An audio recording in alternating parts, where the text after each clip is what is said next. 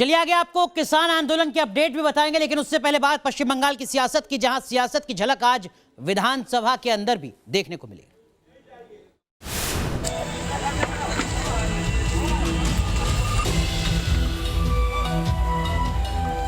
मंच सज चुका है, टेंट, झंडे, बांस और बल्लियां लगाई जा चुकी हैं। ये तैयारी है हुगली के आरामबाग में होने वाली बीजेपी के योगदान मेला सभा की। लेकिन ये तैयारियां ममता दीदी की पुलिस को रास नहीं आई। पुलिस ने पिछले 3 दिनों से सभा के लिए बन रहे मंच को हटाने का निर्देश दिया। ममता बनर्जी की आंख में मेला सभा क्यों चुभने लगी, इसकी वजह जान लीजिए। बताया जा रहा है कि अलग अलग पार्टियों को छोड़कर करीब 2000 अल्पसंख्यक कार्यकर्ता बीजेपी में शामिल होने वाले थे।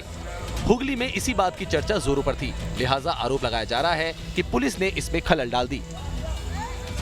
बहुत देर से हम लोग एक्टिविटी भी देख रहे हैं यहाँ पे टीएमसी कार्यकर्ताओं का, कि किस तरह से वो लोग यहाँ पे एक उपद्रव सृष्टि करने का कोशिश कर रहे थे, जो कि सरासर पुलिस के द्वारा करवाया जा रहा है। अचानक से वो लोग बोल रहे हैं कि परमिशन नहीं है। अच्छा, तो अभी मान लीजिए आप लोग क्या करेंगे, क्या पदक्षेप? कार्यक्रम हम लोग का हर हाल में होगा।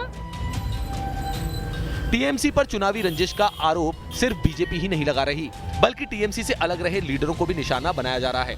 जरा देखिए कैसे टीएमसी समर्थक बागी टीएमसी विधायक प्रबीर घोषाल के समर्थन में लगे पोस्टर को फाड़कर फेंकते दिखाई दे रहे हैं। बीजेपी से टीएमसी की टेरर टैक्टिक्स बता रही है। पश्चिम बंगाल में विधानसभा चुनाव के मद्देनजर राजनीतिक दल सियासी नफे नुकसान को लेकर संजीदा दिख रहे हैं। पश्चिम बंगाल विधानसभा में ममता सरकार ने 3 नए कृषि कानून के खिलाफ प्रस्ताव रखा। इस दौरान बीजेपी विधायकों ने जमकर हंगामा किया और जय श्री राम के नारे लगाए। पश्चिम बंगाल की विधानसभा में जो 2 दिन का विशेष अधिवेशन हुआ है, कल और आज वहां कोई बिल पारित कराने वाले हैं और केंद्र की कृषि नीति के कृषि कानून के खिलाफ भी प्रस्ताव पारित होने वाला है। ये बहुत निंदनीय काम है। राज्यपाल को बाईपास करके जो विधानसभा चलाने का जो रीति रिवाज शुरू हो रहा है, ये हमारी विधानसभा के रीति रिवाज के बाहर है। इसलिए ये निंदनीय काम को हम सदन के अंदर भी और सदन के बाहर भी विरोध करेंगे। इस बीच खबर है कि कांग्रेस और लेफ्ट पार्टियों के बीच 193 सीटों को लेकर समझौता हो गया। इन 193 सीटों में से 101 पर लेफ्ट पार्टियां और 92 पर कांग्रेस चुनाव लड़ेगी। बाकी सीटों के लिए अगली बैठक में फैसला किया जाएगा। Team news nation. पूरे साल देश और दुनिया ने कोरोना महामारी का कहर देखा है। ऐसे में 1 फरवरी को पेश होने वाले बजट में सेहत के मोर्चे पर वित्त मंत्री क्या कुछ ऐलान कर सकते हैं, इस रिपोर्ट के जरिए जानिए। ये हैं बेंगलुरु के dental surgeon doctor Shakeel.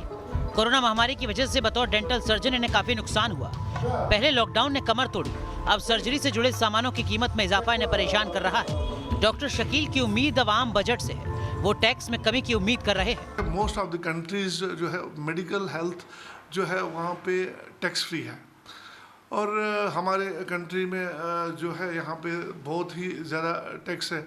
Government से हमारी रिक्वेस्ट ये रहेगी कि इस बजट में तो कम से कम टैक्स पे कुछ नज़रसानी करें। अगर ना बढ़े तो अच्छी बात है। दावा किया जा रहा है कि इस बार का बजट हेल्थ सेक्टर के लिए खास रहने वाला है।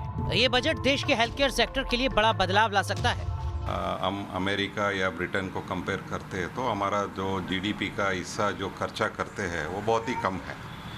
इसलिए मैं उम्मीद करता हूँ ये कोविड पैंडेमिक होने के बाद हमको पता चला है हेल्थ कितना इम्पोर्टेंट है। इसलिए इस बार जो जीडीपी का हिस्सा है यूजुअली 1.5% है, लास्ट ईयर देखे तो एटलीस्ट 4 to 5% इस बार इसको अलोकेट किया जाए और ज़्यादा से ज़्यादा प्रिवेंटिव हेल्थ केयर पर ध्यान देना चाहिए केंद्र सरकार को। केंद्र सरकार ने 3 साल पहले 2017 में एक महत्वाकांक्षी राष्ट्रीय स्वास्थ्य नीति की घोषणा की थी, जिसमें कहा गया था कि हेल्थ सेक्टर पर सरकारी खर्च को जीडीपी के 1.15% से बढ़ाकर 2.5% किया जाएगा।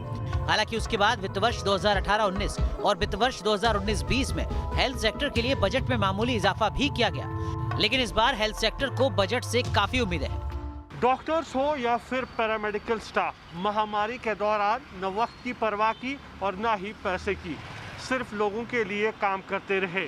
अब ये चाहते हैं कि इस बार की बजट में सरकार हेल्थ सेक्टर का खास ख्याल रखे। जानकारों के मुताबिक कोरोना इफेक्ट को देखते हुए डिजिटल हेल्थ समेत पूरे हेल्थ केयर इंफ्रास्ट्रक्चर को मजबूत किए जाने की जरूरत है। हेल्थ केयर सेक्टर को उम्मीद है कि अगले 5 साल तक सरकार हर साल जीडीपी के 0.5% के बराबर अतिरिक्त खर्च करेगी।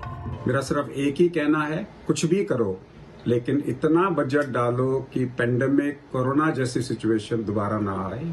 याद रखिए, सिंड्रोम एक्स ने अभी आना है, निपा ने अभी फैलना है, कोविड ने अभी और म्यूटेट होना है। ऐसी गलती ना करें। हमें हेल्थ एजेंसीज इंटेलिजेंस के लिए अपना बजट रखना चाहिए।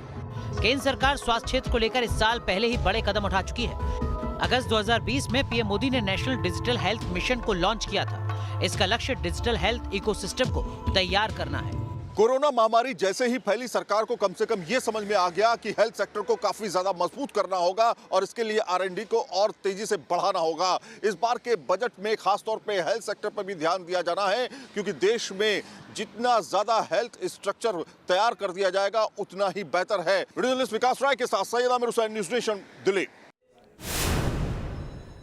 चलिए अब बात देश की बहस की, जिसके लिए जो मुद्दा आज आपने चुना है वो मुद्दा है नए सिरे से किसान आंदोलन के नाम पर राजनीति आखिर किसकी। इसी मुद्दे पर देश की बहस अब से कुछ देर बाद रात 8:30 बजे दीपक चौरसिया के साथ। छोटा सा ब्रेक यहां पर हम लेंगे, लेकिन ब्रेक के बाद जब हम लौटेंगे तो आपको बताएंगे आज दिल्ली के गाजीपुर बॉर्डर पर क्या कुछ हो रहा है। क्या आपसे कुछ ही देर में खाली होगा गाजीपुर बॉर्डर? ब्रेक के बाद